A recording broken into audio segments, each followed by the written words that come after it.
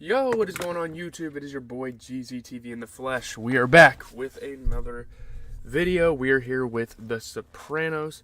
Yeah, man, we're here with the 54th episode, the second of the 5th season. We're trying to kind of kick things into gear, trying to figure out what the major storylines are. I mean, this episode is pretty important. There's some people that died, there's some new characters. They keep on introducing the new characters, which I am not opposed to at all, because we want new storylines, we want refreshing new characters. It's nice, the way the creators create different characters are great, So, yeah, obviously, like, Tony Blundetto is getting out of prison, so that's cool, the welcome home party.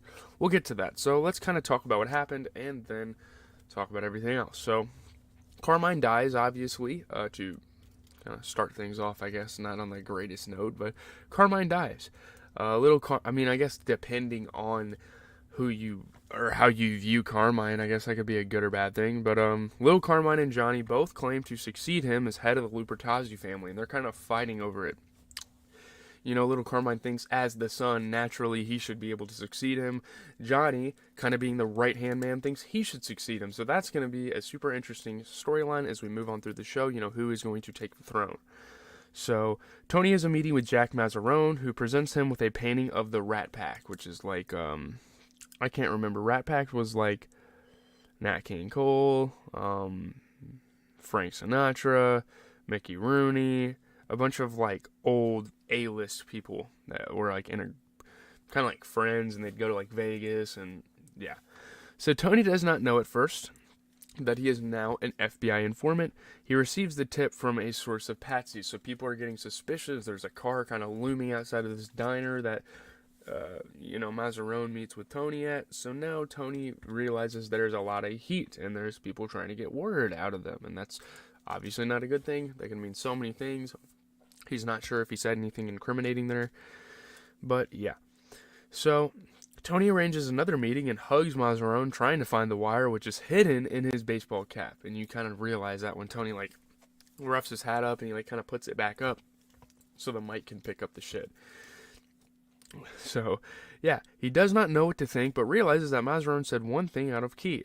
He complimented Tony on losing weight, which is really weird. It's kind of a weird thing for someone to kind of soften you up like that if they're not suspicious or they're not hiding something, It's kind of a weird thing, So, Tony spends a restless night, then drives to the Pulaski Skyway and tosses Mazzarone's painting into the river below. And at first, the show kind of hints at maybe the painting having a wire in it that they're going to record Tony with, just like they did with, the lamp that Meadow took to school. Mazzarone is found dead in the trunk of his car the next day. I'm sure Tony got him whacked for being a fucking rat. Fuck him.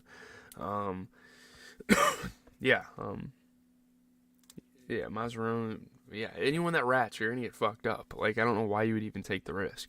Obviously, for, the sake of your own legal situation, but you know who you're messing with, buddy.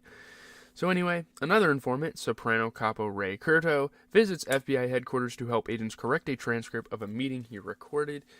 He's one of the good type of informants. He's not going to rat everyone out. He just kind of wants to give them bits and pieces so they don't keep pressing them for information. So he's one of the better rats. Obviously, he's still a rat, and if they find out, they will probably kill him. But yeah. So a third informant, Adriana, is immensely uncomfortable leaking information from Christopher and Tony. She knows how they roll. She knows what they do to people that leak information. It doesn't matter if she's married to him or not. He's going to fucking kill her. That's just what happens. That's just the brash truth about dealing with these people and dating and marrying someone in this, this affiliation. So yeah, this is all about rats, I guess. Her handler, Agent Robin Sanseverino, tells her about a family tragedy that compelled her to join the Bureau and says Adriana is with the good guys now. But Adriana is not comforted. She's not comfortable sharing information. She doesn't want to be an informant, doesn't want to be a rat, none of that stuff. So at a social gathering with Carmela and other mob wives, Adriana's guilt is inflamed when Rosalie tells her that Big Pussy Bump and Sarah's widow, Angie, is not welcome in their group because they are rats.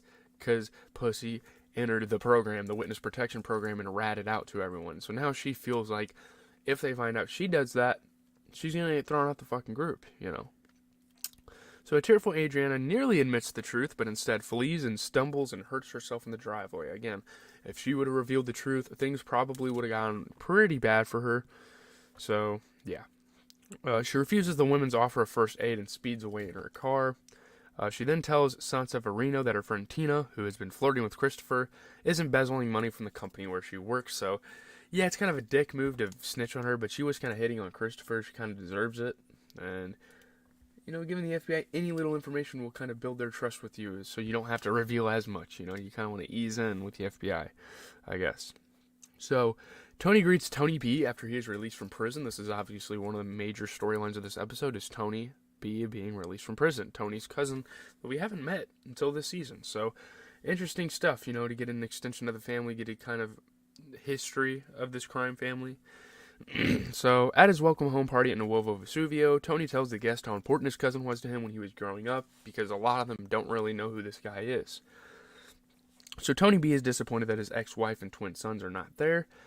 There is some awkwardness when the circumstances of his arrest are erased, and when he seems to mock Tony's weight. It's fucking weird, bro. Like, Tony doesn't want this man belittling him. He just got out of fucking prison. Like, how do you have the balls to do that? You know? Tony offers his cousin a place in a stolen airbag operation, but Tony B is not eager to return to the business and seeks to go legitimate by becoming a state licensed massage therapist. Obviously, being incarcerated for nearly 2 decades is going to incline someone to be like, okay, maybe I shouldn't do this. Like, the justice system the criminal system works pretty effectively, because if you're throwing someone away 18 years of their life, they're not going to waste it when they get out by doing something stupid again, you know? Just not how that works. He'll leave it to Tony to kind of carry the family legacy forward. But yeah, a disappointed Tony tells Christopher and Silvio that his cousin is pretty much useless to them now, because he doesn't want to be in the business. He rebukes Tony B for making jokes about him, as he is now the boss, and for giving massages in the office. However, in a late-night phone call, he seems to soften his tone, and they reconcile. They realize how important they were to each other in their lifetimes. So yeah, obviously Tony can't talk too much shit on this guy. Again, he's super important. So, we meet a lot of new characters. We meet Lorraine Caluzzo, who's a loan shark working for the Lupertazzi crime family, also known as Lady Shylock. We meet Jason Avenina, who's Lorraine Caluzzo's loan sharking partner and lover. We meet Tony Blundetto, who actually makes an appearance. Obviously, we saw photos of him last episode, who's Tony's cousin, a Nemeo Soprano crime family member who is sent to federal prison in 1986 for hijacking a tractor trailer. Then we meet Phil Leotardo, who again is making his first physical appearance in the episode.